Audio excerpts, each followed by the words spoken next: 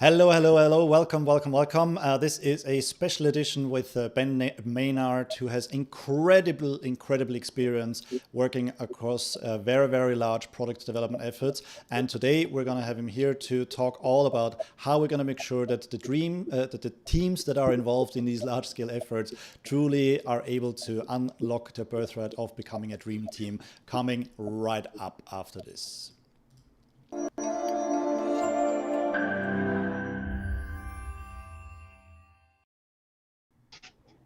Okay, so we are about to bring Ben on. I wanted to share a little bit about how I met Ben. It was in 2014 at a Scrum coaching retreat. And since then, we just hit it off. I'm very grateful that I got to do a little bit of work with him.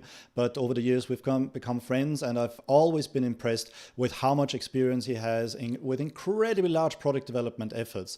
And I am very grateful that we get to have him on here. He will share a few words very shortly with all of us about his background, so you really know the vast background of experience that we have available here to us. And so we're going to bring him on in just a minute. Let's switch over. And here he is. Hello, Ben. How's it going? Hello, George. Very good. And thank you very much for having me. You are very welcome. I feel like a pop star or something. It's quite a lovely feeling. Yeah, you're overwhelmingly humble and modest about your experience. So I need to do it for you, so people actually get the impression of how big the stuff is that you can draw from. Would it be okay if you just shared a little bit about your background so people get an appreciation of who you are? Maybe some of them haven't heard from you yet. Yeah. Yeah, sure thing. Thank you very much, George. So I'm Ben Maynard, as George said. Give a lovely, warm introduction there. And he's right. I suppose I am humble. I don't know. I find it difficult to wrap my head around, I suppose, the last decade that I've been spending working in product development, product delivery. I started things off as a business analyst many years ago, and then happened across Scrum. And ever since I came across Scrum, I've been working as I was a Scrum master, sometimes as an agile coach, sometimes as a fake product owner, sometimes as a director, as a senior person in an organization very far away from reality, which wasn't something I was particularly comfortable with. But in all through those years, I've worked with one teams, a singular team. I've worked with multiple teams. But I think one of the defining characteristics has been is that whenever I've worked, we may have been 500 people, we may have been 1,000 people, but we've been in organizations of tens of thousands of people. And in many of the large organizations that I've worked in, it's been rife with dependencies. So it's been an extraordinarily difficult challenge to enable things like feature teams and to really help teams achieve their full potential in these large organizations with all the baggage that comes with them.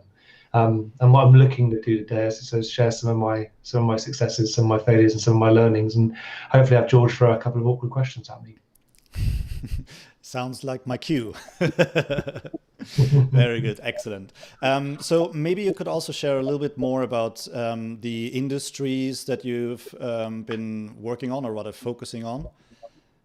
Yeah, sure. What was that? Yeah, so before my sins, I've always worked in large financial organisations, so always up until recently. So I started my career back at JP Morgan, where that's why I cut my teeth as a business analyst. Went on to JP Morgan. I was working on kind of back office solutions within the custody area, and that wasn't. I wouldn't say that was large scale development, but it was very traditional waterfall style BA work, which did not sit well with me at all. I was really uncomfortable. It made me really anxious being a business analyst in the waterfall model. I know, George, this is something that we've spoken about in the past as being a lot. Getting over that kind of perfectionist type thing, because you realize when you're supposed to write a requirements document, it's never going to be perfect. It can't be perfect. So there's not supposed, and I would argue that they're not supposed to be. So working in that mode stressed me out and really made me quite unhappy. So when I was given the opportunity, when I joined Royal Bank of Scotland to actually join a cross-functional team and then do things other than analysis, and to get involved in a lot of the database design and implementation, to be involved in some of the testing and some of the kind of the project management as it was. It was great. And yeah, we worked in iterations. I wouldn't say we're that incremental, but we learned a lot about what it was to work as part of a team. And the people that I met in that team, they're some of my best friends to this day. But yeah, I think I really built amazingly strong relationships with a few people, and they stood the test of time. So I'm incredibly grateful for that experience. And that was, working on effectively like a kind of a reporting engine, like a massive database basically. And there was about, I don't know, 100, 150 people working in that, but I was just a cog in the machine at that point. When I was given the opportunity to run the delivery, which would decommission that platform that we had spent 2 years building, I kind of jumped at it. And that's when I decided to start experimenting with Scrum. And we did one team and it was working very well. We proved out some things which people didn't think was possible on this vendor platform. We grew from one team to 2 teams to 3 teams. And in actual fact, George, a slight correction, we first met on a certified Scrum product owner course. You're right. That was before. Yes. Yeah. Yeah. So we go back even to 2013 or earlier in Like 2014? that, where we were most dissatisfied with the person who was delivering the training. We shan't be naming names. You know who you are. I was literally just about to name who it was. So I joke. It was a great course, but it was on the second day of that training when I got the phone call to say that the business line was cancelled. And everything we had done, those 3 teams we had built up, the way that we were working, and we had just began to really experiment with LeSS, large-scale Scrum, not knowingly. I've been recommended this book.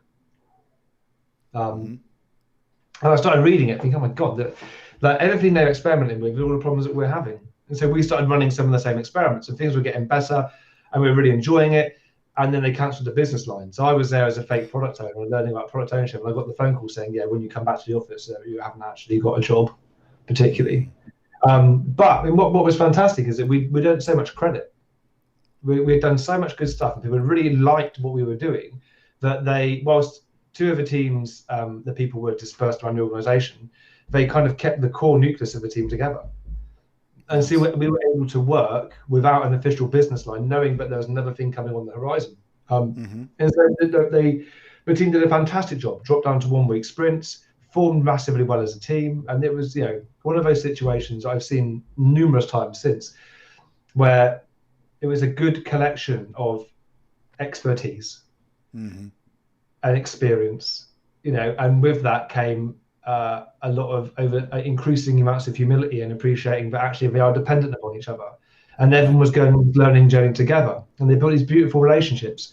So when the opportunity came to then start again, and we did all that, we really wanted to start it properly. So we flew people over from India. We got heads of business together. We spent a week doing like a traditional kind of 4-wall planning thing. We put up this roadmap.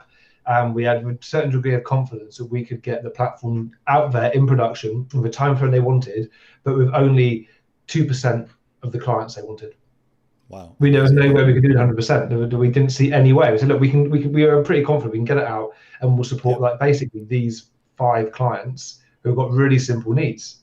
But once it's out there, then we can do some interesting stuff. And then all the stuff which the vendor hasn't finished, maybe it'll be finished by then. And we can, and they said, yeah, that's great. Never going to happen. What if we gave you 50 people? Yeah. Like we said, well, it still won't work. This is the right plan. So then they poured more people in, and it was my first large scale Scrum adoption. Is what I wrote my LeSS case study about to become a LeSS trainer. But it was one of the hardest, most educational, and I hope non-repeatable times in my career, because it was really hard. But we learned a lot. From then, actually, what for me, what I really enjoyed doing after that, and actually why I met a very, very good friend of mine out in Jersey, because I ended up being poached from my area that I was working in RBS and told, let's start an internal consultancy. I'm talking to loads of people who want to learn about Agile. Let me send you around the world talking to people. Sounds like a fun job. It was lovely. So on RBS's dollar, I was able to travel the world, delivering various different Agile training, doing coaching, mentoring. Spent quite a bit of time out in Jersey, where I met my friend Nadia, which was great. I'm still great friends with her now. Probably one of the best Scrum Masters I've ever worked with. And she's got some great stories. But it's always been the challenge of working in these large organizations. It's always the fact you're just a tiny, there's always so much external pressure. You're one part of a small system. And it's difficult to feel like you're successful, I think. which is where some of my lack of perhaps willingness to talk about it and go in depth, because I don't honestly feel at times that it's a success that I want to shout about. Yeah, I learned a lot, and yeah, I think it positively affected many people's lives, but it also made lots of people uncomfortable and made things really hard for people. So it's a difficult balance to strike. I've always found, and I try not to delude myself that I'm not the Pied Piper of happiness, because change is hard, and large change is even harder. Of course, yeah. So this sounds like we're already getting into some areas where you could give some tips of things that people should bear in mind who find themselves in similar situations. Before we do that, I wanted to say hello again to everyone who's watching live. Thank you very much for joining us today. And also thank you very much for the likes. If you do have a comments field that you see there, do drop a note. Let us know where you're watching us from. And if you have any questions, pop them in the comments as well. We are here not only to have our conversation, but also to pull in what you're curious about. So please let us know where you're joining us from. If you like what you're hearing, give us those likes. And if you've got any questions, please put them in the comments also. One thing you said just before you talked about the move on to RBS was that even though you got that horrible phone call, what you said, actually, when you come back tomorrow, the work is gone, they actually left you together as a team. So that surprised me. I probably heard about that story before, but I forgot it. But it's so incredibly rare that organizations do that, right? It's one of the things that we advocate to have long-lasting teams, because it's a great investment, and dispersing teams and reassembling is actually throwing a lot of that investment out the window. So that's a really good thing that they did. Yeah, I think we were as surprised as anybody else, but and yeah, the team, they stayed together as a team. They picked up another piece of work, and the interesting thing was, even though they picked up another piece of work in addition to what we'd said was that we've got this vendor platform. It was a bit rubbish, and what we really wanted to do was to kind of get to a point where we could do one-click deploys to production, and it was just like trying to carve a statue out of jelly. It was so hard because it wasn't designed to do that. So we had a couple of really, really bright, experienced, fantastic people who helped that along. So what happened was the team were working towards that one-click deploy, which we never achieved, but we made strides in the right direction. But they also picked up another piece of work, unrelated. And what they did when they picked up a piece of work was that they were employing everything that we had been doing. They'd taken a lot of the different techniques, and they were trying to. And even the senior people that are involved in it were trying to use some of the stuff that we'd proven could be beneficial, and it was lovely to see. But I think this is kind of a challenge: is that it's very easy for a single team to be really successful, and it's even easier when that single team have very few dependencies. And I think one of the common mistakes I always see organisations make, and feel free to interrupt me and take this off in a different direction if you don't want to down this angle now. No, this is what we want to learn about, right? So that as people who are joining us might be product owners, might be change agents, might be coaches. Those are the things that we might have seen. But if there is reassurance, because it's not only what they see, but also what someone like you has seen, that is a wonderful thing. So what is that challenge? So what do you name things? When you start something, do you call it a pilot? You call it a pilot, people think it's a one-off. Pilots don't scale. Pilots are pilots, generally speaking.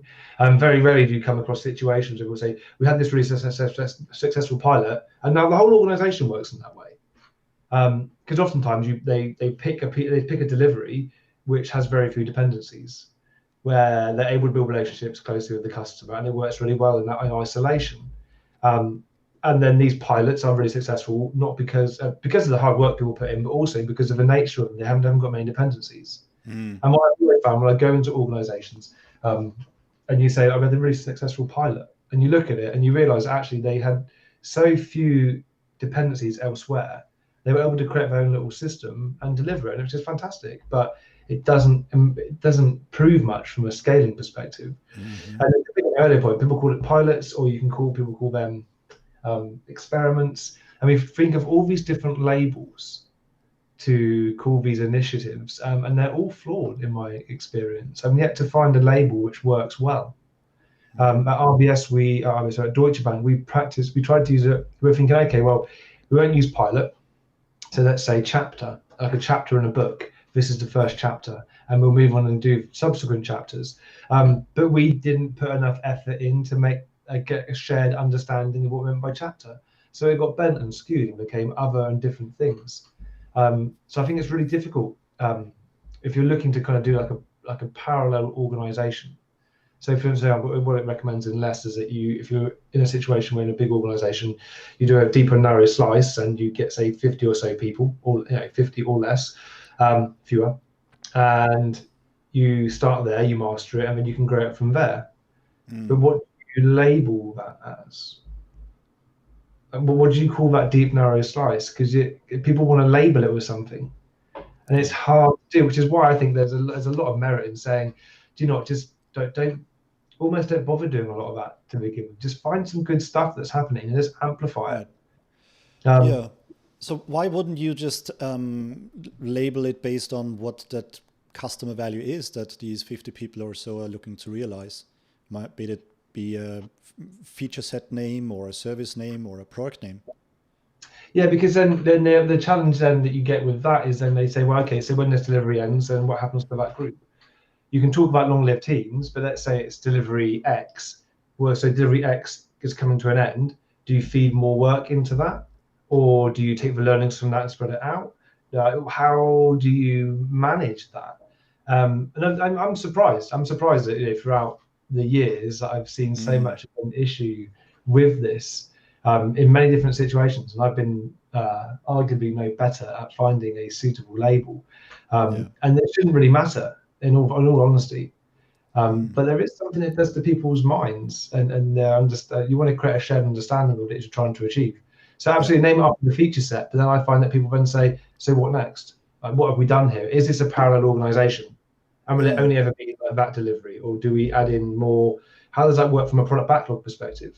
Yeah. Like, are we saying, but if it's this one, if it's delivery XYZ, but that's on a backlog somewhere else, and the rest of it's an interesting and probably maybe trivial challenge. So I'd love to hear other people's opinions on it.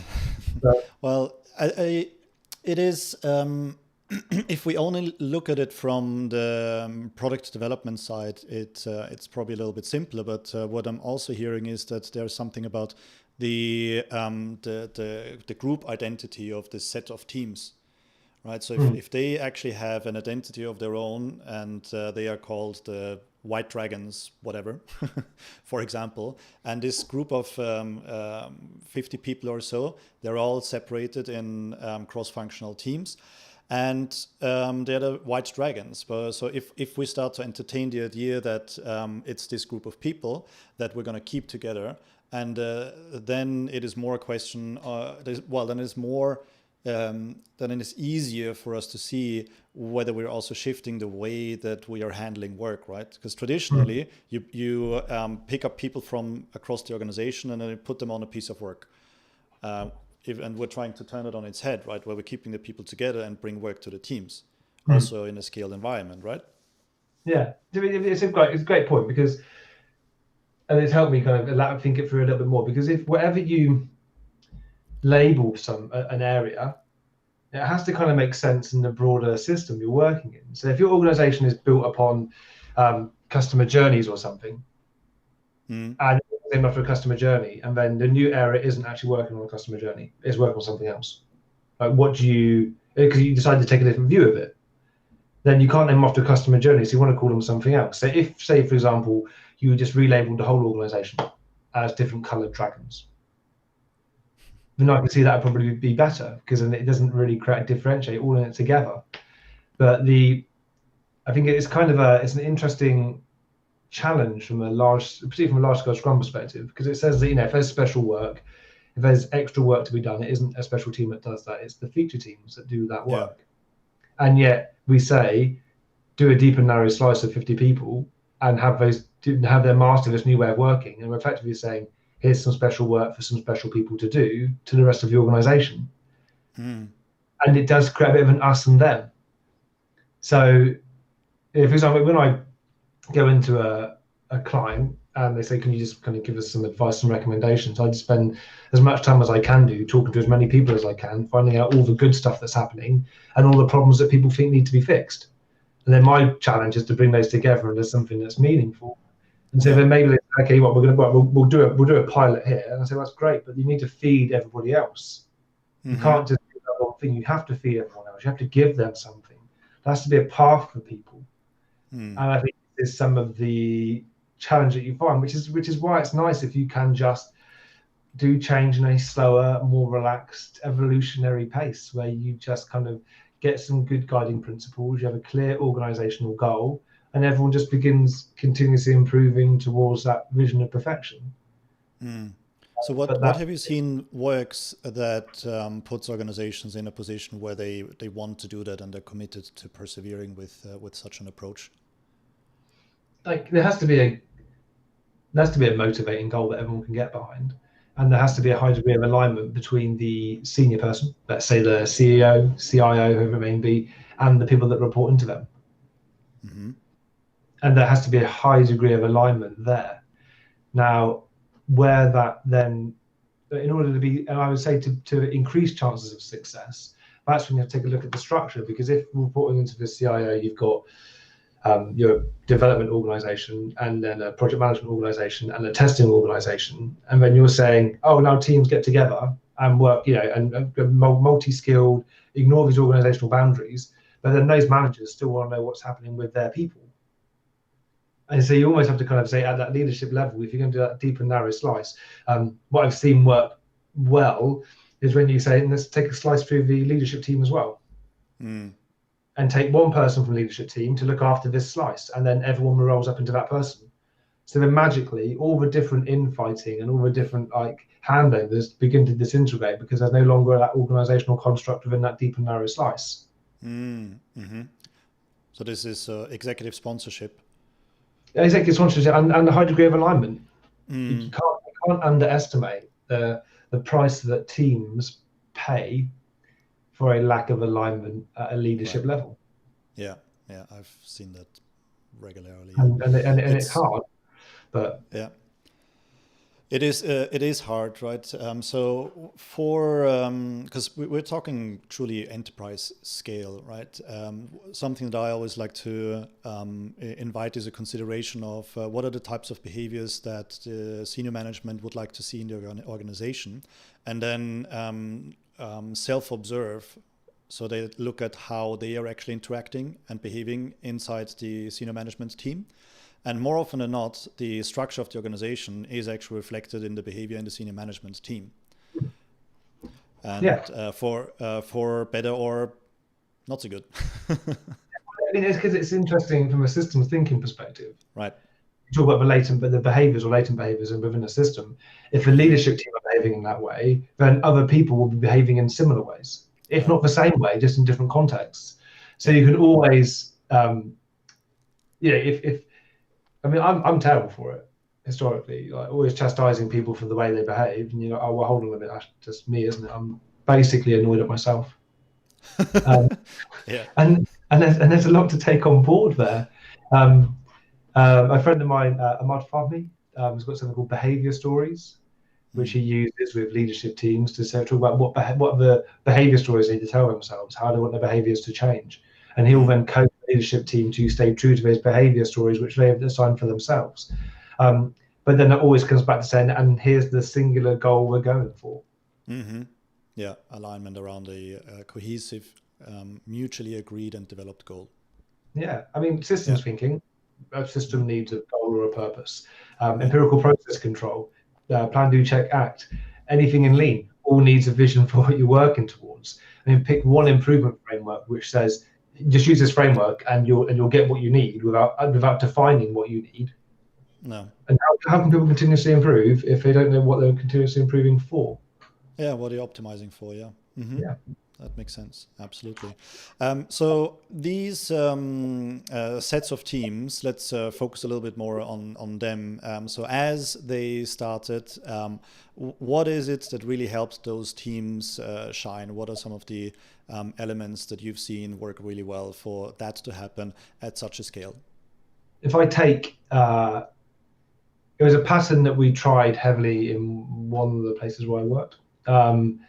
And the first time we did it, it was a resounding success. And basically we said, okay, well, we know we're bringing together people from different technical skill sets. Historically, they were split between basically front end and back end. And we got them together. And we spent 6 weeks focusing on building them as a strong unit. Given the opportunity to, we did a team charter over a series of days. We did a market of skills as part of that kickoff, which was phenomenal. The market of skills was probably one of the most enlightening and kind of bonding moments for them. It was wonderful. We had a great mixture of complementary skills. They were able to define their own clear purpose within the broader organizational purpose. They were just good people by and large, who we gave space to. One thing we did say to the product owner, we agreed that they were allowed a 25% learning budget. So for the first like 3 or 4 sprints, they could put aside 25% of that time just to learn whatever they needed to learn. Mm-hmm. So they did loads of more programming. They spent loads of time pairing up. They learned about all these different parts of the system they'd never seen before. And making that investment in them, building their relationships and building a certain degree of trust.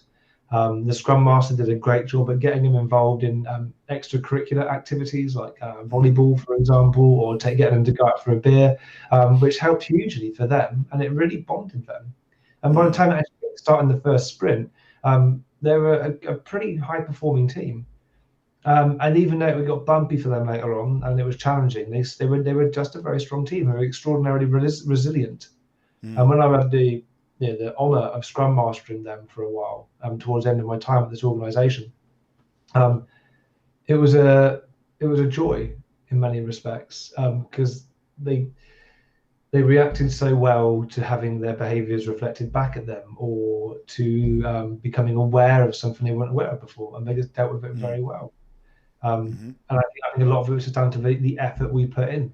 Now, what didn't work so well is that it was okay when it was seen as this one-off event, but then all of a sudden when we said, well, every new team that joins to work on this backlog should go through this kind of 6-week period of team forming, it all of a sudden didn't become very palatable. And ironically, the area that could have done it the most, where there was the highest number of new starters who could have really done with that time to really bond and form a strong team, and to kind of realize, to create some space and increase their capability, were never given the right opportunity to actually do that. That's a shame. It was a huge shame. And it set everyone back, and it wasn't something which I don't think they ever reached their true potential as a result. Right. So what was the hey Thomas, thank you very much for dropping in, and thanks for the comment. What was the difference between them agreeing to this 6-week sort of multi-event kickoff time for the first set of teams, and then not wanting to do it from the second, when they probably have seen what the impact was of doing that in the first place? No? If I was going to be diplomatic, I would say pragmatism. I would say that it didn't seem like the practical thing to do. If I was being honest, I would say that it was a lack of alignment on the goal, and a lack of and the desire to keep control of an empire and to shape it in a way that they thought was the right thing to do. I think it showed a lack of understanding of what we were trying to achieve. And I think that was one of the main issues. I am obviously biased about this because I've got my own opinions on it. But I do think that if we've been highly aligned, and if we've been giving people adequate time and adequate support, and we've been proven that it is beneficial, and that was there. I think that the lack of alignment, the lack of kind of seeing people as equals, that works with them because they are them, but it won't work for anyone else because they're not them. Mm. But then no one was ever given the opportunity to actually exercise that, so they never knew. There was a big focus on goals which weren't probably the best system optimization goals. Like we need to hire 100 people in this time frame. So they were very much focused on hiring people and then under the promise that they would be effective very quickly. But it takes a long time for people to be effective. So I think they brought people in. They thought, I need to get them delivering, and then let's get them delivering, but it didn't gel. Yeah. So that's yet already another key takeaway.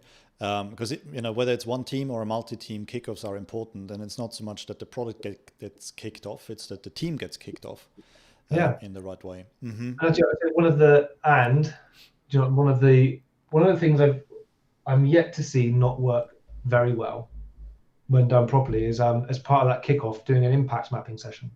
That's a good activity. When they are run well, they are magical, I would say. It's a huge deal to get the teams really close to the users, to talk about everything from a user's perspective, like what do you need to do differently, to have a really clear, measurable outcome and understand that you don't have to achieve it all, but how much of it do you have to achieve in order for you to then kind of reassess and say, do we want to continue investing in this? And impact mapping sessions, when they run well, are really, really effective as part of a team kickoff. And it's also a great way to build your initial backlog. Right. Absolutely true. Very good. So for those of you watching us live, thank you for sticking around. If you do have any questions, please put them in the comments. We are very happy to take them on. We're going to keep our conversations for another 15, 30 minutes or so. And we're going to go on to a few more questions now. So the first one, Ben, would be, you spoke about starting with a deep and narrow slice of 50 people when adopting more large-scale Scrum type patterns. But then you would gradually scale it up, right? Yeah, that's the idea. And the way I view it is if I make it less huge, I say large-scale Scrum, the less huge variant, where you effectively have collections of requirements which are correlated heavily in some way. So they have the same user, they're on the same part, they're maybe not part on the same platform, but they are meaningful whole features from a user's perspective. The way I see it is that 50 people is almost the maximum you'd have in an area in less huge. So it's just a case of saying, great, so we go first in this area, and then let's find another set of requirements, and let's have a second area, and then let's have a third area. And so it's grow multiples of 50, roughly. Yeah, well, 50 or less. I mean, what we'd say in less is that an area, so basically, an area backlog would have 4 to 8 teams. So you can do the maths on that. There's somewhere between like 32 and 64 if you look at an 8-person team. 8 being the upper number, because after 8 it gets hard. I'm going to say something, and I'm looking for some controversy here, and I want people to educate me a little bit because I haven't been able to fully get my head around it. But there's none of this. We don't mention Dunbar's number, which is so prevalent in other. I was just about to bring it in because you kept mentioning 50. So I had Dunbar's number pop up in my head. And, I don't know whether you're going to get much controversy from me. But when you were thinking about Dunbar's number, what were you about to say? Let's see what we're thinking about this. That I don't think it's contextual. Yeah. If I'm in one room with 150 people and that's my social connections, I don't think I can leave that room, walk into another room, and then magically an additional 150. So I think as number of social connections, I can do 150. I can see that's feasible. But then when I walk into the office, it's not magically another 150 people. Yeah. So I've got to disappoint you and those viewers who were here hoping for more controversy, but I happen to agree with that. I think this number has been abused. For those of you who are not familiar, the Dunbar number suggests that for a human being, there is a set number of relationships with other people that we can roughly keep in our mind, and not necessarily all to the same strength or depth or level of connection, but overall the number of connections. And it's been used in the business world as a goal for organizational sizing. And Ben, I fully agree. It does not make sense the way it's been applied, because as a human person, I can only retain a maximum of 150, and I'm not one of those people actually. So for me, my scale is a lot smaller, I think, with meaningful connections that I can keep. Yeah. But yeah, as a human being, as you said, you made it more tangible by using the room analogy.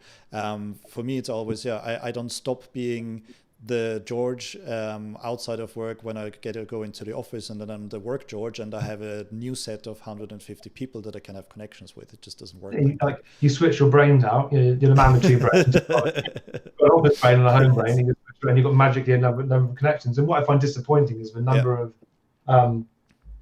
well, there's at least one framework and one book I can think of where a large proportion of what it espouses is based upon Dunbar's number. Now, I could have misinterpreted it. I know Dunbar is still alive. I keep meaning to try and reach out and maybe just ask the question: have I misunderstood this? Because I'm happy to be proven wrong. But unless we do think we have this idea of really we're saying like 64 people tops ish. For an area, and even then I think that's still a lot of people. You're asking a lot of teams to work together, and that's given less where it's saying that most teams are feature teams and we don't have dependencies, so you're not even worrying about managing dependencies. You're putting a lot of that down into the build servers and into your code. So even then that's still a lot of people. And like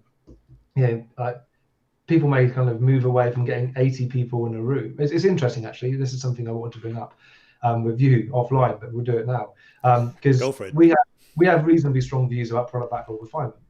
Yeah, we do. We said that product backlog refinement is as much of the act as soft product creation as the actual writing of the software, for example. Yep. And yet people shrivel up when you say that maybe two teams should do refinement together. But we'll have to rent a marquee and get caterers to do PI planning. So what's the difference between, if it's planning, it's okay. It's okay to get those people together to plan, but it's not okay to get two teams together to understand what they're going to do. Yeah, funny that. What are your theories on what it might be? I think that people love planning. I think we've still got a long way to go. We've still got a long way to go. We're still trying to break our organizations and our work down into a mechanistic manufacturing style analogy. I don't think that by and large a lot of people have really understood the complexity of it and the fact we can't reduce it down.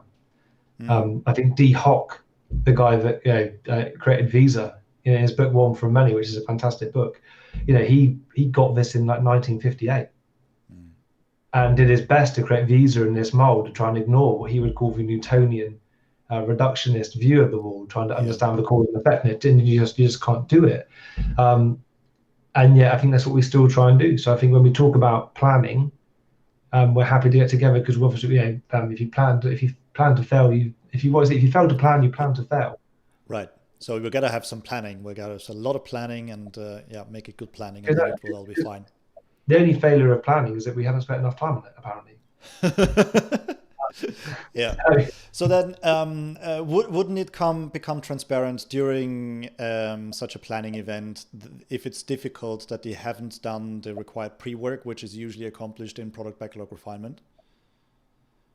Yeah, no, I mean it would make it even more difficult. But but also I think that I'm not bashing PI planning or anything. I've only been involved in probably 5 or 6 large-scale planning events. But what I've seen in most of them is that they are time pressured. You're expected to exit with a plan. You're expected to kind of make and when people say plan, people don't want to plan. If people want to plan, it's because they don't trust us. Yeah. Right? What they want to know is when they're going to get what they want to get. And if they want to break down the plan, they want to be able to trust us on that. So they want to see that we thought it through. So you're in this kind of time box situation where you spent a lot of money to get all these people together. There's a high degree of pressure, and you go through and you try and make a plan. And then I think of the last 3 or 4 PI plans I was involved in, nothing that came out of there was actually done. I'm not saying that's a failure of PI planning. It's probably a deficit in the way that they approached it. But it was a lot more systemically of how out of date it might be once everybody goes back to their own. Yeah. areas. And so then you can put as much, you can do loads, and I don't know how much work they've done beforehand to prep for it. I don't know Yeah. how much requirement people would do beforehand. I know there's certainly lots of conversations happening in the moment, but a lot of that was because that the teams involved within there weren't structured as feature teams. Because if you are a feature team, by the strict definition, you have zero dependencies. Right. Under strict definition, yeah. Yeah, that brings up the image in my mind of, although, as you know, aphantasia, so it doesn't actually come up, but I remember seeing it, remember having seen it, where they do this dependency mapping and they use a lot of red string, which is a wonderful indicator of the dependencies. And in some cases, yeah, I can definitely see that the systemic reason is that they're not actually feature teams, but component teams. And I think this is part of the problem is that we ask teams. This happens in all over the world, not just in anything like PI, safe base, but we ask teams to make individual plans, and then we try and retrospectively, systemically optimize all of the locally optimized plans. Yeah. You can't take a load of stuff that's been optimized for an individual little a team and then put it together and optimize it as a whole, because you're always going to end up with something which is suboptimal. Right. So you mentioned essentially that we're looking at multiples of these area structures, each with roughly 50 people or so.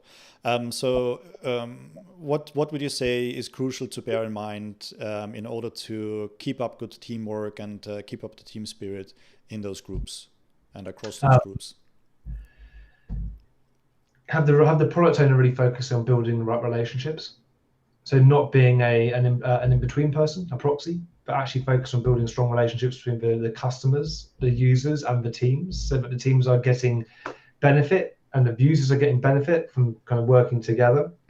I've seen that when they are set a good, clear goal, so i.e., we have a period of time, we've made a commitment to a regulator or some body, and we need to get this done by this time, but how you do it is up to you. Here is the outcome we're looking to achieve by way of making this much money or saving or protecting this much cash, and letting the teams get on and work within that clearly defined boundary. So they've got a goal, it's motivating them, they can see how it's affecting the bottom line, they know who to speak to, they know that the product owner's got their back to build the right relationships. Having the product owner building good relationships with higher management, ensuring that whatever happens within how many product owners you have, that they're supporting the organizational direction. So if as an organization you say we're going to be agile, fantastic, there's buckets of it, and we're going to do servant leadership, but then your product owners start behaving like autocrats and dictators, they're not supporting the organizational strategic direction. So you have to make sure that as a product owner you are supporting that direction as well.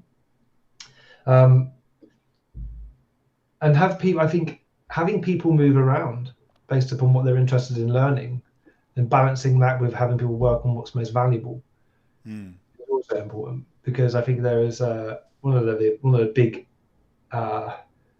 issues, I think, is that we talk about the people who do the work as the bottom and the people who are the leaders as the top, when actually I kind of think it's the other way around. Like, it's kind of saying you're at the bottom of it, so you're the least important, when actually you're the most important. So I think respecting the teams as your engine, as the people that will drive your organization forward, are the people that are going to innovate and the people that are going to build the strong relationships and deliver you fantastic outcomes through the output that they create. And I think that taking your eye off of that and just trying to view it as a mechanistic a machine with the people at the bottom, I think is wrong. So you have to keep that strong people focus, and find ways to measure people's engagement and monitor that and talk to people, go and see what they're doing. And if you can keep doing all of that, and there's someone that is a manager or a leader or a scrum master or a coach who's supporting the people who are doing the real work, doing that, remaining humble, I think you can achieve a lot. Yeah. And how regularly do you see all of these things practiced in those larger scale efforts that you've been privy to observe or shape? I think not as much as I would like. There's talk of engagement, and I think loads of Scrum Masters do a great job at looking at their team's engagements, like how they're doing. I think that go see is always a sticking point. I think that managers, leaders / managers, whichever they class themselves as, find it very difficult to know how to approach go see, what it really means, because you kind of ask them to do something that maybe they haven't done for a long time. Mm-hmm. And it's kind of alien to them. And then I think then people struggle because they haven't got the relationships. I mean, I know when I was a director at Deutsche Bank, there was a time when I was definitely losing touch with the teams. I didn't have their trust and respect. So my ability to rock up and ask them questions and inquire and see if there's somewhere I could help them was massively diminished. Because I'd turn up and they'd be like, here we go, like, what's he want? What's he after? Mm-hmm. No matter what my intention was, if I didn't have that trust and respect, it was going to fail. So I say there is sporadic applications of the things that I believe can really help. And I think a lot of that's down to just to time and trust and relationship building between everyone in the organization. Yeah. Thank you. What would you say are some recurring challenges that you find as you go now from organization to organization in their curiosity or ambition to adopt these ways of working at scale? I think a reoccurring conversation I've had with most, if not all places I've been, is what is the role of manager? And being able to correlate the bureaucratic aspects of the managerial role in large organizations with then taking a more lean, let's say, management 3.0 perspective of management. And I find that is a reoccurring challenge. Like less large-scale Scrum says that very much along with lean, managers as teachers, in there to improve the capability of the system. But for many, that isn't. They want more prescription than that. Mm-hmm. Because what we're asking people to do is to shift from managing the work on behalf of people and dealing with the effects of organizations that are based upon technology architectural lines. Yeah. To saying, well, those architectural lines are now disappearing, Mm-hmm. and you've now got whole teams that need to grow together. So how do you now engage with those whole teams now that you're not the person in charge of the big data organization? What are you in charge of now? I think that's a big challenge, and it's a big pattern that I do see reoccurring. Yeah. So if I'm not mistaken, some people would describe that as the frozen middle, which makes it sound rather horrible. It does. Yeah. So I personally think I'm very curious to get your views on this. I think there's a huge potential for middle management and for organizations, because if for those of them who are up for it, if they can withdraw from the management of the work and paraphrasing what you shared, go more into developing the people and clearing the path for value creation by optimizing the organizational structures, processes around them. That is an amazing advantage for any organization to have, right? Because the managers don't have to concern themselves with the work anymore, so their creative potential can be allocated to actually making the organization a much more lean and improve the flow of product value. Is that roughly along the lines of how you're seeing it, or what would you say? Yeah, absolutely. No, it is, but it's also and I am aware that I'm probably too negative about these things a lot of the time, but I say, but it's also very, very difficult, because if you're on a team, for example, right, and you've been a front end developer, and then you're asked to get involved with Selenium, it's a small little tweak to what you're doing. You're still going to be developing a lot of the time, but you're just going to learn some new complementary skills. What you're saying to the management is saying, here, you're going to do a job that you did not apply for. You weren't interviewed for this. We don't know if you've got the skills to do this. You can go to some training. You can go to a great course and maybe feel like you're being patronized by someone because you don't see that you want to go down that path. And it's really tough for them. This isn't something they signed up to. It's not something they've ever been rewarded for. And also, I think what compounds that is when the people in those positions have never actually been on a software delivery team. So they don't know what it is to be involved at the coalface and do the work. So in Toyota, they summed it up quite nicely in Lean, saying that you should be able to look at your managers and believe that they could do your job better than you. I don't think in many organizations that's often the case, because people haven't been at the coalface doing it. So it's hard for them to empathize. Yeah. And I don't think some people can or want to learn those skills initially. Yeah. So this is where we would need to introduce more nuance, right? Because it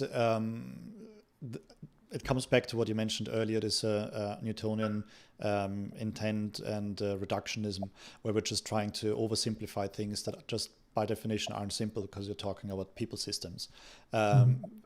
So what if for the next couple of minutes we kind of put our heads together and suggested what a good program might look like that really helps middle management through such a transition?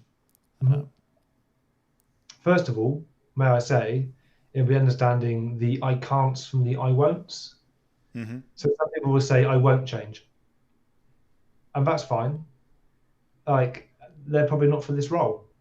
Yeah. I'm not saying they don't have a job, but they're probably not for this role in the future. If they're saying I can't change, then there's a coaching opportunity there. And so work with the people who say I want to change starting now, or the people that say I can't change, and focus on that first of all. Yeah. So there's an element of choice, of course. Yeah. An element of working with those who are willing to explore options. And something else that kind of keeps coming up is the difference in how people end up in management positions. There are some who are actively pursuing management positions, and they have training in management, training in leadership, and a background in that practice. But then there are a lot of people who have started as practitioners, and because they were really good practitioners, the only way to recognize them later on is to then promote them into a management position. And of course, those are fundamentally different sets of skill sets, right? And so I think a good program, would you say that it needs to be open to kind of remedy some of those errors from the past and just make different options available for them? Yeah, I think breaking the link between seniority and being a manager is wise. Yeah. And you see this everywhere. I think this isn't resigned to any one particular industry. There is this perception that in order to be senior, you have to manage people. And I think break that link. So you can be as senior as you can be any level you wish, and you can just be a specialist. If you're growing people and you're investing in the teams you're working with or in, then you can be senior. You don't have to take on any management responsibility. I think that's a great thing to break because it helps people maintain the things that they're already fantastic in.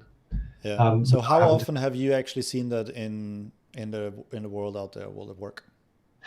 I've never seen it. No, I have. No, I've been fortunate where I've been that person, where I've been a senior person and had no management responsibility. That's been most of my career in large banks, so it is possible. Yeah, but it's not common, is it? No, it isn't. And to be fair, it's one of those things that until a few weeks ago, until I started talking to my wife about this actually, and some other people, I didn't realize that I was that fortunate to be in that position, like numerous times. I love being a leader. I love being in situations where you can be suggesting different and arguably better ways of doing things, and then people follow you. I like being able to do that. I don't like having to do the line management aspect of it. I find it a bit too stressful. And I'm very fortunate with that. I know that I think there are a number of LeSS case studies where this has been the case. But again, I can't recall many instances where I've seen other people that have been senior without having that management responsibility. So it is endemic. So if you talk about a program, I think it's how to approach it. Separate the I can'ts from the I won'ts, and understand, coach the I can'ts, work with the people who want to change.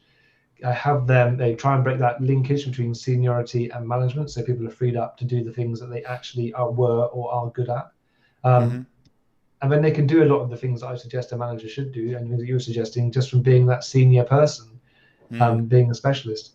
There's a lot of knowledge that has to be acquired to understand some of the frameworks and different ways to approach things. So having people go on education, good quality, interactive, engaging education delivered by people that have been there and done it, not professional trainers, but ex-practitioners or current practitioners, like only soonly ex-practitioners or current practitioners, and then having support on the ground to help them transfer that knowledge into real understanding through practice.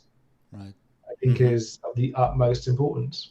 Yeah, so training combined with ongoing support, mentoring, coaching to actually get the support to apply and integrate the new skills and behaviors. Yeah, yeah, and nice. with all of this, live around alignment on a meaningful goal for everyone. Not 5 different goals, one for each member of the leadership team, but one goal that brings everyone together. Yeah, right. So I'm going to attempt a very brief recap on some of the key things that we would want to pay attention to in larger scales. And recapping them, it's occurring to me that they're not all too different compared to one team. So we had clear alignment around a shared goal. We had investing in the team at the beginning to help them form in the process of teaming, as it is most modernly called, and not skip on that because of the huge dividends that pays. We talked about skilled product ownership, where they have good relationships with the team, good relationships with the stakeholders around that. We talked about the acknowledgements that we want to actively work with management in order to help them revisit what the role is going to be, how best their particular skill sets can be leveraged in order to support the teams and support the organization. And we touched on the fact that simply training on its own will not be fruitful. We want to pair that up with ongoing support, mentoring, and coaching. Would you say those are some of the key points that we covered? Yeah, I would say so. And the only thing I'd add on that is just to eradicate dependencies. And the dependencies, right? Yeah. Just eradicate what you can, manage what is left, but don't feel like if you're choosing a framework, let's say Scrum, that if you've got your organization here, don't bolt Scrum on the side, right, and keep all that the same, but bolt Scrum on the side and then expect it to succeed, because Scrum, can replace a lot of what you've got. Yep. So if you look at Scrum and say, well, what can we replace what we've got? How do we restructure? How do we create feature teams? How do we eradicate the dependencies? Then you'll create a lot of higher order problems to solve. But it's the dependencies which will really, really slow down as an organization. It reduces transparency, decreases flexibility, and erodes trust because it's very difficult to deliver. Yeah. Absolutely. So one more time, thank you very much to you watching this live. If you do have any questions, please pop them in. We're about to wrap up, so this is pretty much the last call for any questions that you might have. Share them in the comments so we can have them here. If you're watching this later on, feel free to put your questions also in the comments, and Ben and I can come back and pick some of those up, hopefully. But definitely, now is your time while we're both here to get them live answered while we're together. So maybe my last question to you, Ben, would be you've recently made the move from permanent also fixed employment with one organization to become independent, and which is a wonderful move. I congratulated you at the time, and I'm still happy that you're thriving in that new area. So what I'd like to know and share with everybody watching is what is it that continues to inspire you in your work? Learning from the past. If I'm going to be honest with you, like I think I'm mostly inspired by going back to books that were written a number of years ago, and I realized that actually I like everything we were trying to do, people have tried before in the past and they haven't succeeded, but there's a lot to be learned from the history. So that really does, I think that does inspire me. And working with great people who are passionate to really improve things. And as cheesy as it sounds, like doing a bit of systems modeling with a group of people who are trying to improve something and seeing them join the dots that they couldn't have joined before and seeing things from a different perspective, it inspires me and it does keep me going. And my kids obviously. Obviously, very nice, very nice. So we do have a question here. So this is coming from Christian. Hey, Christian, is a loyal follower of what we're doing and sharing. Welcome back, Christian. So what would you suggest instead of the quarterly PI planning? Is Christian's question. It's a good question. So, and I think it all depends upon the organizational context and how much of a planning horizon people are expecting. I think that having a vision for what you're trying to achieve and a goal-based roadmap, which is articulating points in the distance and there's something to work towards, is a nice alternative to getting everyone together to plan on a quarterly basis. I think shorter planning horizons, doing planning as you go. I mean, Scrum will say that you are planning towards a goal, but you're doing it every 2 weeks. Now, you may have planned a few weeks ahead of that individually as a team. And that gives you a certain degree of confidence, because when things get a bit complex, because we're humans and we make things complex, planning for 3 months is pretty hard anyway. And is that really what we want to do? Do we want to plan 3 months ahead? Or are we just doing it because people have asked us to produce a 3-month plan?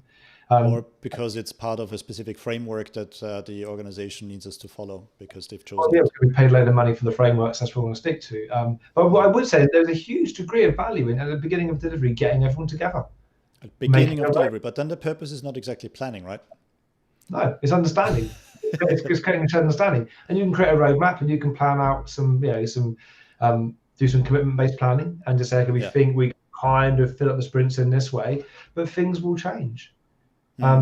If you can successfully plan on a quarterly basis and it's serving all your purposes and it meets your optimization goal, then fantastic.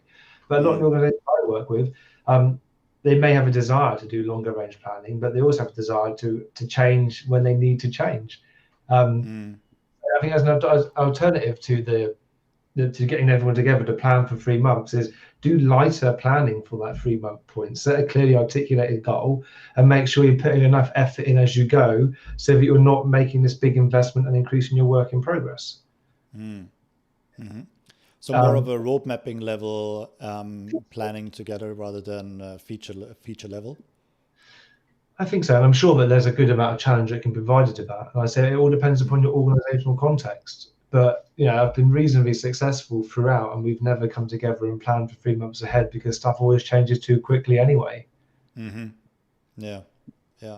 Great. Thank you first for the question, Christian. I hope that was useful. We have another one here from Nadia. Hey, Nadia, thank you very much for watching and thank you for sending your question through. So back to PBR, is it harsh to say planning gives people dates they can focus on, build more plans on, and importantly to them, hold the teams to? Perhaps they view PBR to give them nothing. Yeah, planning gives you a nice contract, gives you a stick to beat people with. PBR doesn't really give people sticks as much. So is it harsh to say that planning gives people dates to get focused on? No, not at all. Whether or not you actually meet those dates. But I think what I always want to stress is the normalization of product backlog refinement. It is just as normal as everything else that is happening in the normal product development activities, right? It's as normal as designing, it's as normal as coding, as normal as user interaction plotting and user research. It's part of it. It's part of creating a shared understanding and working out which solution is best for which user need. So if that's not happening, then everything else in the life cycle of the team, or rather in the cadence of product creation, gets ever so much harder. And this is that's what I love. What I like about large scale Scrum is that it says refinement is an event. It isn't an ongoing activity, it's an event. It's a formal event in LeSS, so you can't escape from it. If you're following LeSS, then you have to do refinement and you have to put the effort in. Well, to be harsh, inspired by Nadia, to be harsh, even when we look at one team Scrum, more often than not, I don't really see a healthy refinement practice. And it's as valid on one team as I'm presume if you've seen in much larger scales. Yeah, Without PBR, everything's harder. the most enjoyable product backlog refinements I've ever been to have been where we've had people from 2 or 3 different teams get together. One person's presented like a big chunky thing they're delivering, and then everyone bounces ideas off of each other. And they model it out, and they say, okay, we're thinking about breaking this big feature down in this way. And someone says, well, hold on, a few months ago we did something similar and we did it this way. And then they're like, well, how did you do it that way? Because wouldn't surely having access to this thing over here wouldn't work? And so, oh no, we got around it by, and then they're learning. They're learning it and they're enjoying it. And you've got people who've got the software engineering expertise, as well as the analysis expertise and the testing expertise, and they're all coming out from different angles. And what you come up with is something really interesting. And then what you've got actually is a chunky feature which is understood by a high percentage of people from different teams. So that work could potentially go to any one of those teams now. And that gives you a high degree of adaptability. If you don't focus on increasing that learning, then you're not going to be able to adapt quickly. Yeah. So I think through the conversation, maybe we can summarize that what PBR gives teams is actually flow of creation. And they're reducing the risk that they're tripping up in planning, and they're increasing the risk that whatever work they pull into the sprint, they're increasing the chance of being able to complete that because they've done the necessary preparatory alignment and understanding beforehand, just to enough level. So I would say that when I've been working at scale, one thing I have found useful quite often is creating a board to show like a refinement board. So this is the stuff we want to be prioritized, but we think it's going to be up the top. This is the stuff that we're refining now, and then bring it through. So people, the teams, effectively putting up the backlog as a whole board and just saying this is stuff that's nearly coming in, and then you can see it kind of coming through. And the teams know, okay, right, so in refinement next time we're going to pick up these items, and then looking at the whole flow, because sometimes one of the things that slows people down is that they don't manage their work in progress for their refinement, and they try to refine too much, and as a result then it gets a bit slow and not a lot gets done. So I think visualizing that is really great, and from a product owner perspective and working at scale, do the same at say an epic level. Excellent, great chart. Good. So we had aimed for this to be around 45 minutes, an hour. We are a little bit over that. It's been a wonderful conversation. Before we close down, are there any other key things that you would like for people to know? Some top tips. Read Edgar Schein's work on humble leadership, humble inquiry, humble consulting. I think they're great books. There's a lot to learn there. I think don't bite off more than you can chew. And remember that if you've got an elephant and you split it in two, it's still an elephant. You just think it's two separate halves. You don't make things less complex by making it smaller. You just make it easier to deal with. So deal with it in smaller pieces, but don't forget that you still got to keep a view on the whole. Beautiful. Excellent. Thank you very much. So now we are at the end. What are some things that you have available that can help people learn a bit more about large-scale product development? So I've got a number of talks coming up, which can be found on my company page, on the Sheath page, on LinkedIn. Dreams of Feature Teams is a good one we've got coming up in a few weeks, which is going to be very interesting. Maybe could be quite contentious, which is going to be good fun. We're talking about how achievable are feature teams in large organizations.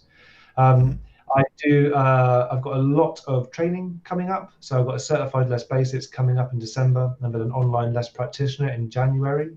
Both courses are really well received. We spend a lot of time, particularly with online LeSS practitioner, going really deep on the topics that are of importance to those people that turn up. So we do lots of systems modeling, and we explore lots of really important topics. We get philosophical when needed, but the goal of all of the training is to have people leave with their questions answered, and maybe some new questions to go and explore themselves. So the training that I offer is the best way to kind of get more of an insight, to learn a little bit more about large scale Scrum in particular. Sounds fantastic. And at this point, for everybody who's with us, a little bonus announcement. Ben and I have actually started to collaborate on putting something together, a program together that helps people learn about becoming really effective in a product ownership role at scale. So if you are interested in learning more about that, we have a little page, a waiting list, if you will, because we're not quite ready to share what we've got yet. And I'm going to put that in the comments and also in the description down below, where you can add your name and email address. And then as soon as we have this available, we're going to send it to you, and you will be one of the first ones to know. And with that, what would be your goodbye words, Ben, now as we're closing our session? Stay optimistic. Just in life, stay optimistic. Absolutely. Yeah, these are interesting times, and yeah, keep learning, stay optimistic. Let's be kind, continue to be kind. Wonderful. Okay. Thank you so much for joining us, Ben. It's been absolutely wonderful to learn a lot more from your background, from all the things that you've seen. And at a future juncture, I'm sure I would be delighted to have you back for any updates that you'd like to share. Happy to come back, George. Thank you very much. Wonderful. Thank you very much, Ben. And thank you everyone for watching live and for your questions and likes that have come in.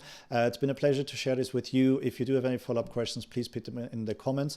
And I hope to have you join in a future Team Genius Live.